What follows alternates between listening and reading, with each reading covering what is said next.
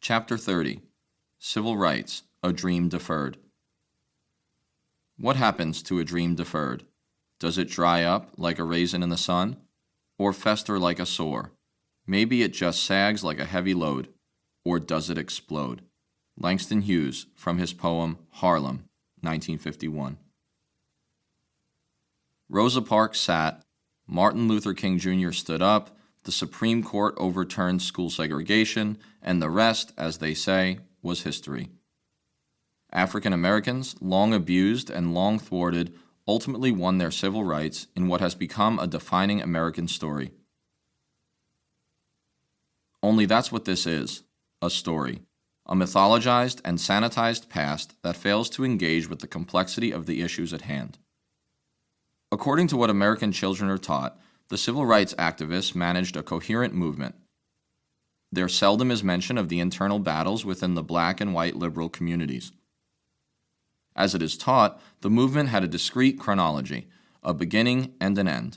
It begins with the U.S. Supreme Court's decision in Brown v. Board, or Rosa Parks' refusal to give up her seat to a white person on a crowded, segregated bus in Montgomery, Alabama. It ends, usually, with either the signing of the Civil Rights Act of 1964 and the Voting Rights Act of 1965, or with the King assassination in April 1968. The mythologized movement has a distinctly Southern geography. Lost are the riots, poverty, and persistent de facto segregation of the urban North.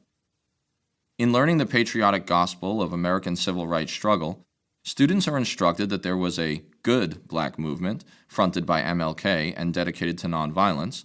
Conversely, there was a bad movement associated with Malcolm X and the Black Panthers, a supposedly violent and, ultimately, counterproductive crew. Gone, again, is the nuance, the movement's gradations, and the genuine emotional and intellectual pull of black power politics and culture. In the traditional yarn, the civil rights movement went just far enough, winning civic but not economic rights, and was wildly successful. In the process, Americans are led to believe, the United States conquered its demons and saved its soul. The nation is thus vindicated and its sins are forgiven. White liberals can continue to sleep well. What if this popular telling conceals as much as it reveals? It's possible, in fact, that the history of civil rights struggle in the America of the 1950s and 60s was always far more contested, angry, and radical than is commonly remembered. Taken as a whole, in this way, the pageantry is removed, and we can see the civil rights movement as a campaign begun with the arrival of the first slave ships and still being fought today, sometimes out in the streets. In this more honest, if discomfiting tale, the movement peaked in the 1960s but began far earlier and never really ended. It unfolded, albeit differently, in the North and the South, and included equally strong traditions of both nonviolence and armed self-defense on both sides of the Mason-Dixon line. In this version of a complex story, there are few purely good or bad activists. Indeed, their histories include many gray areas, and much overlap is visible among the traditions of King, Malcolm X, and many influential grassroots characters lost to history. This movement, the real movement, unfolded in the streets and dragged along its leaders, white or black, just as often as it was led by them. President John Kennedy, who did not live to see his proposed Civil Rights Act become law, President Lyndon Johnson, and King were joined by radical, frustrated students, the sons and daughters of sharecroppers, and even armed black nationalists. The real story is messy and best explained through a reevaluation of one Rosa Parks. Parks is often misremembered as an old lady who was just too exhausted to give up a bus seat. It's the perfect origin story for a prettified movement. An elderly woman, utterly sympathetic, battling unrepentant bigots in the Deep South. Parks, like King, who gained national fame organizing a bus boycott that Parks had started, emerges as a good, almost grandmotherly activist. In reality, Parks was only 42 years old at the time of the first of her 2 arrests, was a woman of great purpose, and certainly was not soft or anyone's pushover. She was a lifelong activist and far more radical than most Americans know. She began her career in activism protesting the trumped-up conviction in the 1930s of the Scottsboro Boys, 9 black men, one as young as 13, charged with a rape they did not commit. She attempted to vote as early as 1943, turned away time and again until she succeeded in registering in 1945. By 1949, she was an NAACP youth leader, then secretary to E.D. Nixon, head of the Montgomery NAACP. Just before the bus incident and subsequent bus boycott, Parks attended a training session for direct action activists in Tennessee. Parks, in 1992, challenged the notion that she was meek and harmless, stating, "People always say that I didn't give up my seat because I was tired, but that isn't true. I was not tired physically. I was not old, although some people have an image of me as being old. I was 42. No, the only tired I was tired of giving in." Rosa Parks was, so to speak, a badass, a social justice warrior in her own right, and her courage and commitment spurred a movement that vaulted a 26-year-old Baptist minister, Martin Luther King Jr., to international prominence. Indeed, as one contemporary claimed, if Mrs. Parks had gotten up and given that cracker her seat, you'd never heard of Reverend King. That's probably true. Parks, though, was a woman, and even in the civil rights community, women often remained second-class citizens. During the famous bus boycott that she had single-handedly kicked off, she mostly answered phones and did secretarial work within activist operations. Also forgotten is that she lost her job and suffered economic insecurity due to her brave stand, demonstrating, importantly, that there always was and is an economic component to civil rights activism. The facts of Parks's long career poke holes in the legend built around her. Years after the Montgomery bus boycott, she and her husband left the South and moved to urban Detroit, where she lived until she died in 2005 at the age of 92. Entering the supposed promised land of the non-Jim Crow North, she found no need to quit fighting for justice. Parks lived out her life as an urban activist, protesting segregation, corporate downsizing, and South African apartheid. She refused to fully rebuke the black rioters of the mid to late 1960s. She admired Malcolm X and claimed he, not MLK, was her hero. She was an early opponent of the Vietnam War and attended Black Power conferences in 1968 and 1972. A believer in self-defense, she had kept guns in her home when she lived in Alabama. After King was assassinated in 1968, she attended his planned Poor People's March to fight for economic justice. By the 1970s, she had taken to dressing in African-style clothing, and in the decades before her death, she would lobby for reparations to Black Americans. Parks lived and died a crusader. She, and the movement of which she was a part, was always far more complex, divided, and radical than the picture presented in watered-down accounts. The long civil rights movement. By the end of World War II, the lot of Black Americans had not improved much over the previous 70 years. Abandoned by Northern liberals at the end of Reconstruction, Blacks largely fended for themselves in a harsh world, especially in the systemically segregated Deep South. Still, their struggle and quest for civil and human rights never stopped. Undeniably, progress was slow, and the movement, such as it was, had peaks and valleys. In the hypersensitized Red Scares of the 20th century, Black civil rights activism was dismissed or attacked as communistic. The influence of communism on activists was always exaggerated, but many Black political and cultural leaders were sympathetic to the Reds and the Soviet Union. After all, only the Communist Party insisted on racial justice as part of its platform, and it was the party that became associated with the legal defense of the Scottsboro Boys. In the 1930s, the Communists even ran a Black man for vice president. In these ways, the Communists were far ahead of the U.S. political mainstream on the civil rights issue. As the esteemed historian Howard Zinn wrote, "The Negro was not as anti-communist as the white population. He could not afford to be. His friends were so few." White America was quick to apply the broad brush of communism to Black activists. In 1949, after Jewish residents of Peekskill, New York were deemed responsible for inviting the Black singer Paul Robeson, alleged to be a member of the Communist Party, to perform, Gentiles rioted and attacked concertgoers. Robeson was subsequently put under constant government surveillance, and his phone was bugged, his mail was intercepted, and his passport was seized, making it impossible for him to travel abroad. The civil rights movement was also initially linked to the labor movement. From the start, black organizers critiqued the economic system that kept their people largely impoverished and sought allies within the labor movement.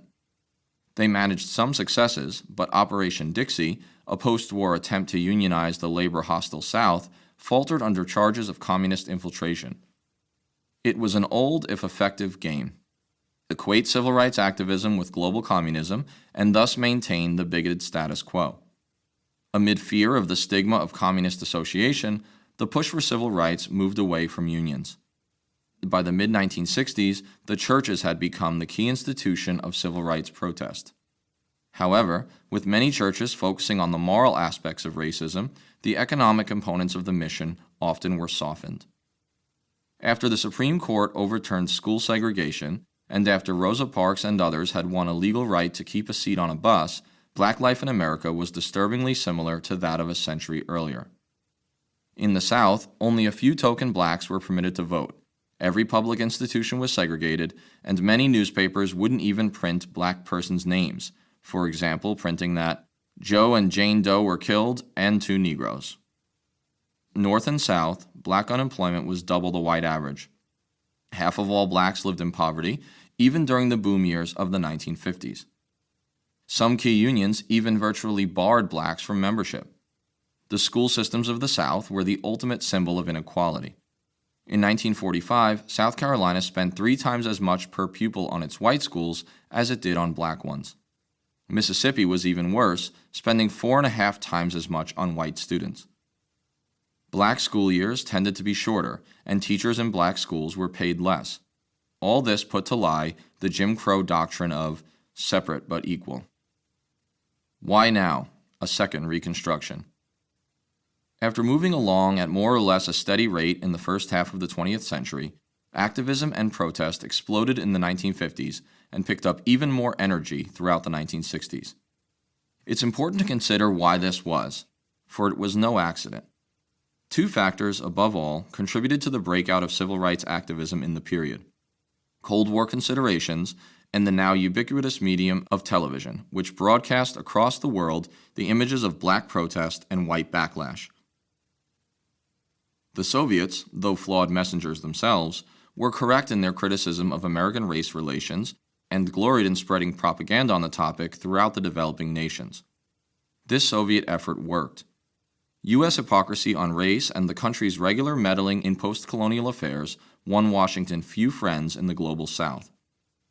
Indeed, the U.S. government knew this and was growing concerned, and a bit embarrassed, by the bad press that the Jim Crow South was earning America. President Harry Truman's Committee on Civil Rights concluded as early as 1946 that, "We cannot escape the fact that our civil rights record has been an issue in world politics. Those with competing philosophies have stressed our shortcomings. They have tried to prove our democracy an empty fraud." Which it largely was. After all, blacks couldn't even vote in half the country. Though slavery had ended in 1865 and Reconstruction had initially brought much progress, no blacks had served in Congress between 1905 and 1929. No black Southerners served between 1891 and 1987. National security experts and leaders in both the Truman and Eisenhower administrations were becoming seriously concerned that American bigotry was a liability in the global fight against communism. Media images, especially television images, of police dogs attacking black protesters and other atrocities also garnered the sympathy of many white Americans and only further embarrassed the U.S. on the world stage. Finally, with the accession of Earl Warren as Eisenhower's Chief Justice of the Supreme Court, the judicial branch of government began dismantling the legal superstructure of Jim Crow segregation, beginning with the ruling against school segregation in Brown v. Board of Education in 1954. Then, in tiny Money, Mississippi, a white posse in 1955 abducted and murdered a 14-year-old boy from Chicago for allegedly whistling at a white woman. Emmett Till was visiting relatives at the time and received a fatal lesson in the social mores of the Deep South. His mutilated and bloated body, found in a river, was shipped back north to his mother. In a moment of profound courage and consequence, his mother decided on a public, open-casket funeral, displaying for the world what the attackers had done to her boy. No one was ever convicted of the crime, and the female victim of the alleged whistling later would recant, changing her story about Emmett Till's actions in the 1955 encounter. The case was a national and international sensation, and it brought about a major outbreak of protest and activism. Whose civil rights movement? Top-down and grassroots interpretations. In the standard telling, the civil rights movement was spearheaded by great men such as Martin Luther King, Jack Kennedy, and Lyndon Johnson. Understood thus, only the good, moderate civil rights leaders mattered, and it was they who accomplished great things. In reality, the civil rights movement was very much a grassroots program, and anonymous black and some white activists, more often than not, forced national political leaders to countenance change. Major figures, including presidents and judiciary members, often responded to the grassroots activity in the streets and not the other way around. The great men were usually behind the curve on civil rights and remained wary of too much change too fast. It took the sacrifices of the street protesters, who often risked bodily harm and arrest, to force national leaders into action. Even the court decision in Brown v. Board was sparked by the willingness of average black citizens across the country to open lawsuits with the help of the National Association for the Advancement of Colored People, the NAACP. This took courage, and many litigants were threatened in their home communities. In the next major event, the Montgomery bus boycott, Rosa Parks and then MLK may have become symbols of the protest, but it was accomplished only through the activities of thousands of average black citizens who, lacking bus service because of the boycott, organized carpools or walked long distances to work for an entire year. Without this direct action activism, the court would have been unlikely to rule against segregation on public transportation, as it did in 1956. An interesting dynamic between the grassroots and top-down interpretations occurred during the school integration controversy in 1957 in Little Rock, Arkansas. When Governor Orville Faubus refused to allow 9 black high school students to attend the city's Central High School, he deployed state National Guard troops to block the students.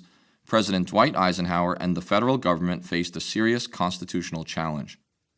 Ike, contrary to popular conception, was no friend of the civil rights activists. The president had served out a career in a segregated army and had even opposed Truman's order to desegregate the armed forces after World War II. Eisenhower opposed the Brown decision and the entire notion of using federal law to alter race relations in the South.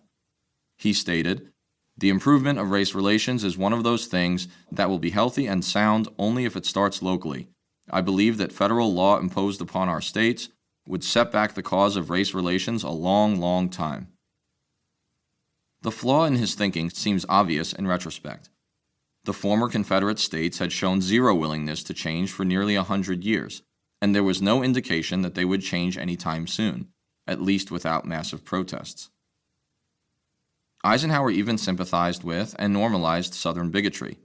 When Ike invited Chief Justice Earl Warren, a liberal on race relations, to the White House, he sat him next to John W. Davis, the attorney fighting against integration in the ongoing Brown court case. Eisenhower leaned over to Warren and said of the intransigent Southern politicians, "These are not bad people. All they are concerned about is to see that their sweet little girls are not required to sit in school alongside some big overgrown Negro." Civil rights was not a national priority in the 1950s. In the 1956 presidential election, neither Eisenhower nor his opponent, Democrat Adlai Stevenson, talked very much about the issue at all. Ike, before the Little Rock crisis, had even stated, "I can't imagine any set of circumstances that would ever induce me to send federal troops into any area to enforce the orders of a federal court, because I believe that the common sense of America will never require it." Just months later, he would be proved wrong about the common sense of Americans. Eisenhower, true to his constitutional duties, eventually did intervene, even if his sympathies never lay with the civil rights movement. When matters spiraled out of control in Little Rock and mobs attacked children, random blacks, and Yankee reporters, Ike federalized the Arkansas National Guard and deployed 1,100 active-duty Army paratroopers to protect the 9 students and integrate the school. He did so under a constitutional duty which was the most repugnant to him of all his acts in his 8 years in the White House, according to a top aide. Eisenhower was also probably motivated by the international blowback as TV images of innocent black children being harassed by angry mobs flashed across the world.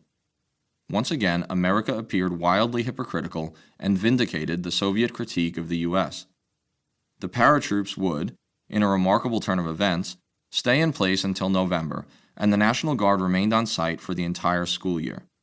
Ike had finally, if reluctantly, acted, but in an oft-forgotten postscript, Governor Faubus got the last laugh.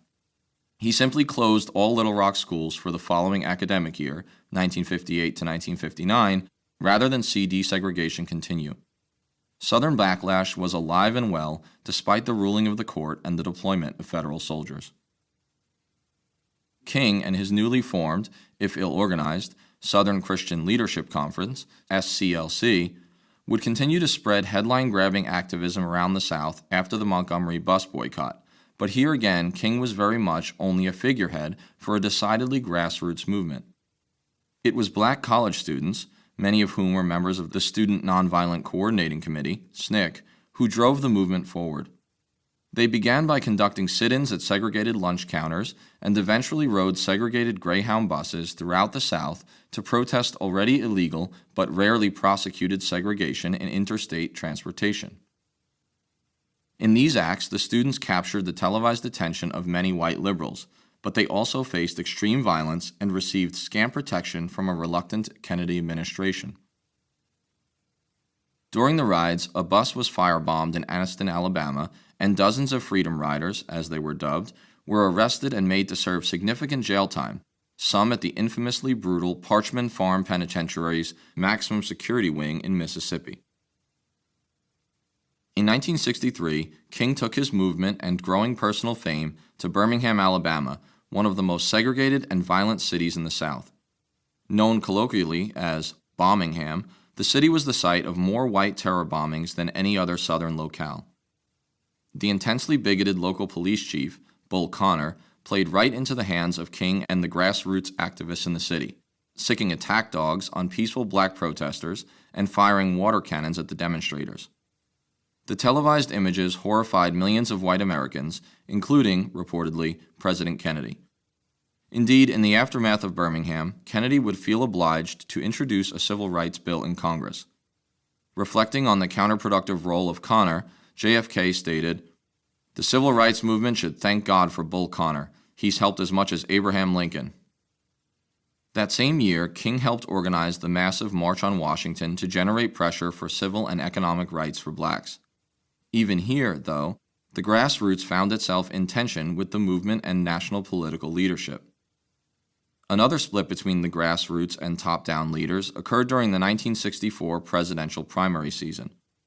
When the Mississippi Democratic delegation refused to seat any black members, despite almost half of the state population being black, SNCC members and other activists formed their own party, the Mississippi Freedom Democratic Party, MFDP, and crashed the party convention in Atlantic City, New Jersey. Despite impassioned speeches from MFDP leader Fannie Lou Hamer, the delegation was denied seats and forced into a humiliating compromise by President Lyndon Johnson and the party leadership. In reaction, many SNCC and MFDP activists forever lost faith in white liberals, establishment politicians, and even the nonviolent movement leaders such as MLK.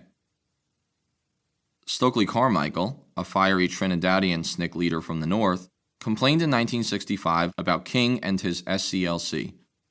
Feeling abandoned by these national leaders, an increasingly radicalized Carmichael stated, "Here comes the SCLC talking about mobilizing another 2-week campaign, using our base and the magic of Dr. King's name. They're going to bring the cameras, the media, prominent people, turn the place upside down and split, probably leaving us sitting in jail. That was the issue, a real strategic and philosophical difference." Such tensions within the movement, often based on generational differences, would remain a key factor in an increasingly divided black activist base. Indeed, soon after the MFDP fiasco, SNCC would vote to remove all its white members. The Civil Rights Act of 1964 did eventually pass. After Kennedy's assassination in November of the previous year, and blacks achieved their goal of desegregation, but not necessarily integration. Still, the bill did nothing to address voting rights, which were still denied to the vast majority of blacks in the South. In response, both the SCLC and the SNCC descended on Selma, Alabama to protest for a Voting Rights Act. King grabbed the headlines, but it was John Lewis and numerous grassroots activists who bore the burden of police violence when they attempted to ceremoniously march on the Capitol in Montgomery. Lewis's skull was fractured by a police baton, and dozens of others also were severely injured. This was now 1965, a full 10 years since the Brown decision, and the intransigence of Southern whites remained strong as ever. Still, the horrifying images out of Selma goaded President Johnson into action. He pushed the Voting Rights Act through Congress by year's end. Most civil rights histories end there, with the achievement of the two key pieces of congressional legislation, but the movement carried on. Legislation was one thing, but actual implementation of integration and voting rights required ever more protest across the South throughout the 1960s and 70s. King kept fighting, even planning a poor people's movement to march on Washington to fight against systemic poverty and for the economic components of civil rights. SNCC leaders went to Mississippi and Alabama to conduct voter registration campaigns in these deepest of the Deep South states. All were met with violence and arrest, yet the grassroots activists kept fighting. In a sense, the true odyssey of civil rights was their story. Rethinking Black Power. If we must die, let it not be like hogs, hunted and penned in an inglorious spot. Like men we'll face the murderous, cowardly pack, pressed to the wall, dying but fighting back. From the poem, If We Must Die, by Claude McKay. Black Power, Black Nationalism, the Black Panthers. The very terms now carry deeply pejorative connotations. The common portrayal in conventional narratives is that as the 1960s progressed, the good civil rights movement of Dr. King was overtaken by the bad movement of Black Power activists such as Carmichael, Malcolm X, and the Black Panthers. These activists are considered violent, reverse racists, and counterproductive to the civil rights cause. This is simply untrue. Black power and black nationalism had always been powerful elements of the long civil rights movement. Indeed, the twin tracks of the nonviolence of King and armed black self-defense always existed side by side and remained vital twin components of a diverse movement.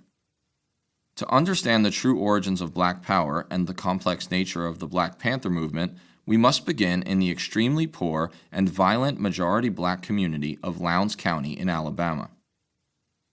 The county first came to the attention of SNCC during the 1965 Selma to Montgomery March, which passed through it. The organization quickly traveled to the area to attempt a new approach to protest. In an internal SNCC strategy memo, the group described how it intended to take power in majority black communities around the South, beginning in Lowndes County. In the memo, SNCC asked, "When you have a situation where the community is 80% black, why complain about police brutality when you can be the sheriff yourself? Why complain about substandard education when you could be the Board of Education? Why protest when you can exercise power?" So it was that SNCC flooded into the poor majority black communities of the county and, in the face of loathing by the white-dominated Democratic Party, formed its own political party, the Lowndes County Freedom Organization, LCFO. It chose as a symbol of bold determination the Black Panther. Encouraged by the results of the Alabama intervention, the later Black Panther Party for Self-Defense, BPP, would be formed in Oakland, California, and spread across urban communities throughout the nation. The LCFO and its Black Panther logo were never about violent aggression, but rather black empowerment, self-defense, and voting rights. The move toward black power was driven, primarily, by white intransigence. Massive violent backlash, local refusal of Southern white communities to follow court integration orders, and the unwillingness of establishment political figures to protect or support the movement drove the young activists in radical directions. Carmichael, in a film discovered years later, articulated the frustration among the young activists when he stated, "Dr. King's policy was that nonviolence would achieve the gains for black people. He only made one fallacious assumption. In order for nonviolence to work, your opponent must have a conscience. The United States has none. Once, on stage with MLK, he famously declared, "The time for running has come to an end. You tell them white folk in Mississippi that all the scared niggers are dead." Lowndes County proved a tough nut to crack. In 1906, W.E.B. Du Bois declared that, "Outside of some sections of the Mississippi and Red River Valley, I do not think it would be easy to find a place where conditions were more unfavorable to the rise of the Negro." A 1903 report from a U.S. district attorney claimed that Lowndes County is honeycombed with slavery. Whereas in 1900, Lowndes County had 5,000 black registered voters, after the arrival of Jim Crow legislation, there were only 57 registered in 1906. Matters had changed little by 1965. Still, Carmichael and Snick brought enthusiasm into their voting rights campaign. He exclaimed, "We're going to tear this county up. Then we're going to build it back, brick by brick, until it's a fit place for human beings." Whites fought back ferociously in Lowndes. One white mother declared that, "Niggers in our schools will ruin my children morally, scholastically, spiritually, and every other way."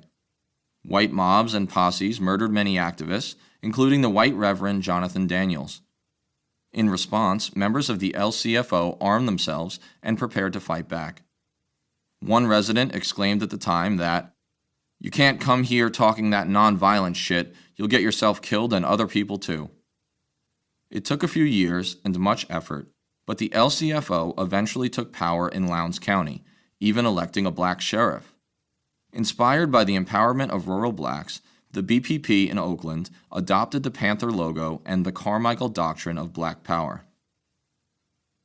Throughout northern urban areas, the Black Panthers armed themselves, usually legally, and followed and observed the police for instances of brutality. They fought against gun control in California, and conservatives, led by Governor Ronald Reagan, were the ones pushing for such legislation. While there were acts of violence committed by the Panthers, their work spanned many areas, including community organizing and the distribution of free breakfasts to black urban children. An outgrowth of Black Power was a cultural component that sought to convince Americans that black is beautiful. Black women and men turned their back on white notions of beauty and began wearing their hair naturally in afros and donning Afrocentric clothing. Many, including Carmichael, Kwame Ture, and the boxer Cassius Clay, Muhammad Ali, took Islamic or African names rather than continue to accept their given slave names. Black Power was an influential movement from the start and gained ever more adherents in the black community, including Rosa Parks, with the arrival of the 1970s. Indeed, it was government backlash and suppression of the Panthers and other black nationalists that ultimately squashed this prominent movement.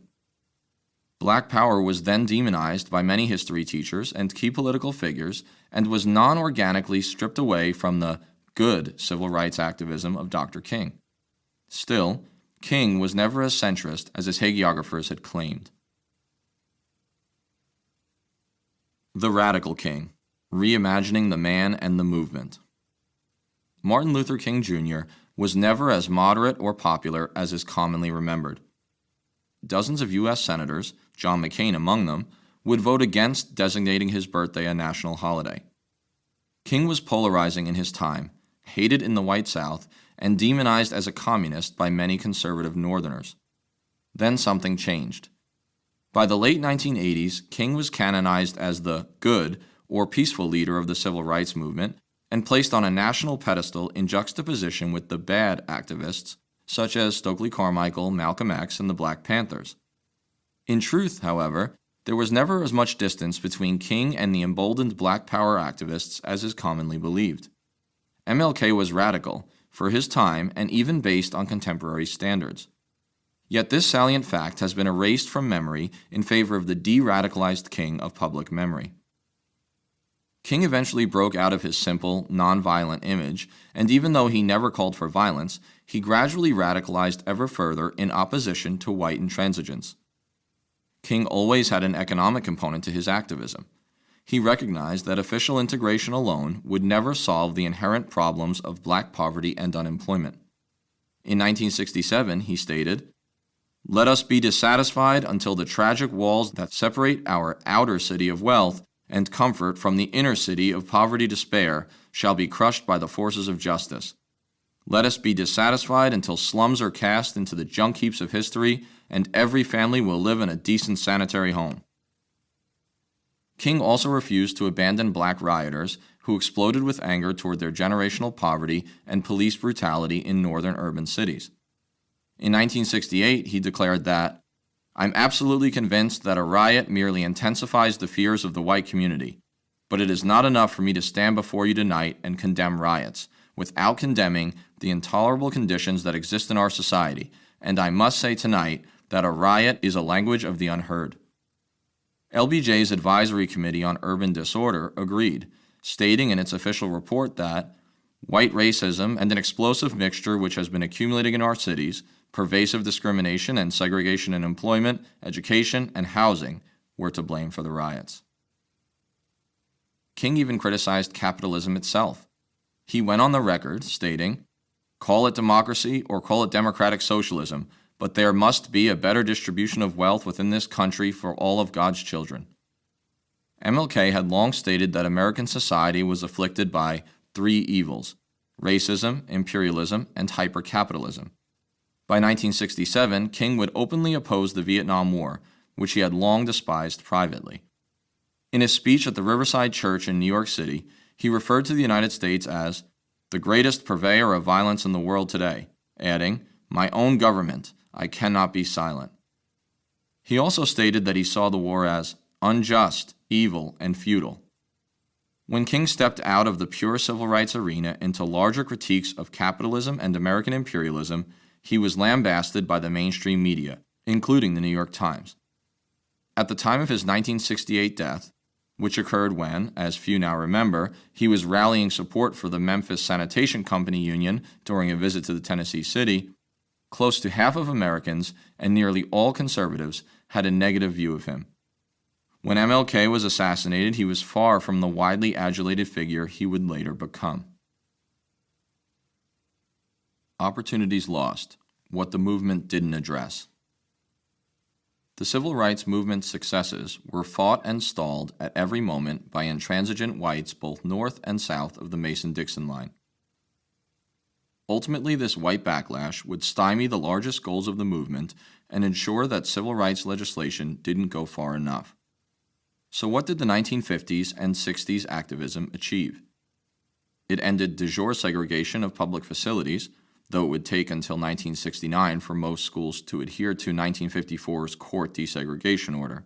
It gave blacks the franchise in the South. These were real achievements, but they hardly scratched the surface of white supremacy in America. First, the FBI infiltrated and destroyed Black Power movements through the COINTELPRO program, which focused on crippling black radicals. The Bureau even tapped the moderate MLK's phone and sent him an anonymous letter encouraging him to commit suicide. In an internal FBI memo, King was labeled the most dangerous Negro in the future of this nation from the standpoint of communism and national security. The FBI later colluded with the Chicago police to assassinate the Black Panther leader, Fred Hampton, riddling his body with bullets while he lay in bed. This federal backlash combined with white Southern backlash to limit the achievements of the civil rights movement. Also, key figures in the civil rights cause were assassinated in the 1960s, including Malcolm X, John Kennedy, Robert Kennedy, and Dr. King.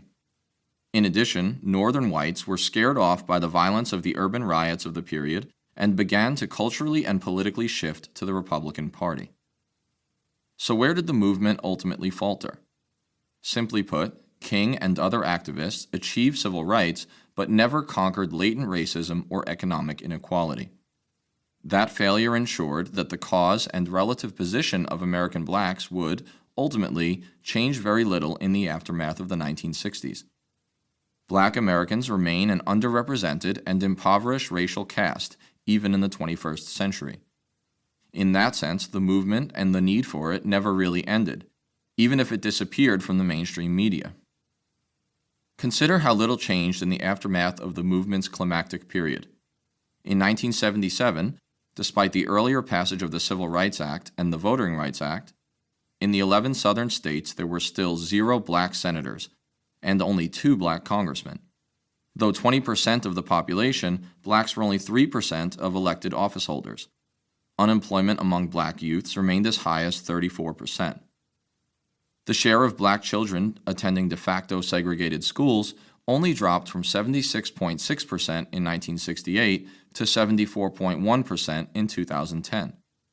In 2010, a study conducted by UCLA on the topic of segregation found that 74% of blacks still attended majority non-white schools, 38% attended intensely segregated schools, those with only 0 to 10% of whites enrolled, and 15% attended apartheid schools, where whites make up 0 to 1% of the student body.